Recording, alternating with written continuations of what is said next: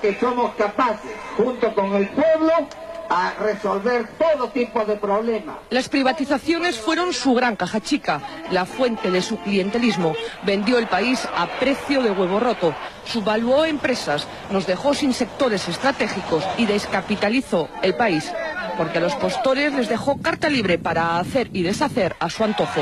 Las privatizaciones fueron ideológicas, no correspondieron a una estrategia. Lo único que importó fue hacer caja a como diera lugar.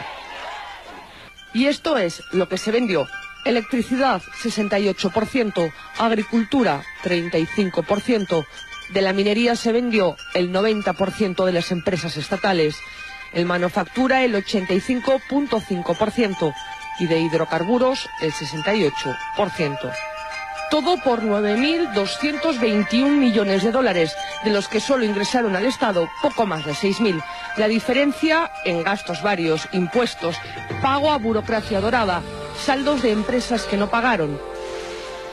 Y de los 4.880 millones que gastó de la privatización, el 45% lo destinó a la compra de armamento de ese que ahora se cae y al pago de deuda externa, algo que por ley estaba prohibido. El dinero de la privatización debía ir al desarrollo social y a la pacificación interna. Vayamos con algunos hitos de la privatización. Petroperú se vendió por partes y se subvaluó. Ahora estamos pagando el precio más alto de la región en combustibles. La refinería La Pampilla se vendió el mercado más importante del país por 180 millones de dólares, cuando tenía unas utilidades anuales de 85 millones.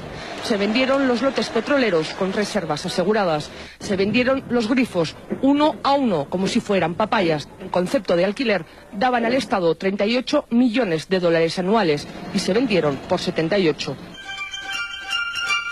Otra filial de Petroperú, la naviera transoceánica, es otro caso de subvaluación. Los buques que tenía estaban en buen estado y estaban valorados en 85 millones de dólares, pero la CEPRI valoró la empresa en 21 millones de dólares. Nos quedamos además sin transporte nacional de combustible. Otro caso clamoroso es Solgas, también filial de Petroperú. Se vendió por 7 millones de dólares, cuando solo su edificio principal estaba valorado en 5 millones de dólares y tenía unas utilidades anuales de 2 millones. Esto fue en 1992. 4 años más tarde, en 1996, los que compraron a este precio la vendieron a Repsol por 50 millones de dólares. Aquellos que argumentan que la venta de Petroperú, Centromil Perú o Ciudad Perú generaría inseguridad en la defensa de la soberanía nacional, pienso que no conocen los hechos, es todo lo contrario. Cuando Fujimori quiso reaccionar ya era demasiado tarde. De Petroperú solo quedaba la chauchilla. Aeroperú fue otra de las perlas de la privatización. Nos quedamos sin una línea de bandera nacional porque se vendió por vender al grupo Aeroméxico, que la liquidó al poco tiempo. La minería fue sin duda otra de las piezas angulares. Fujimori les dio un marco tributario que hasta ahora es el origen de muchos conflictos sociales. No puso límites a la contaminación. Caso Hierro Perú. Se presentó como el espaldarazo de la privatización. Se valoró en 22 millones de dólares y la empresa estatal china Shougang la compró por 120 millones de dólares, más el compromiso, hasta ahora incumplido, de invertir 150 millones de dólares más. Se les vendió las reservas de cobre y hierro por más de 200 años. Ahora la empresa china lo que ha creado es un grave conflicto social. Contamina, paga salarios de miseria, pero exporta 120 millones de dólares al año.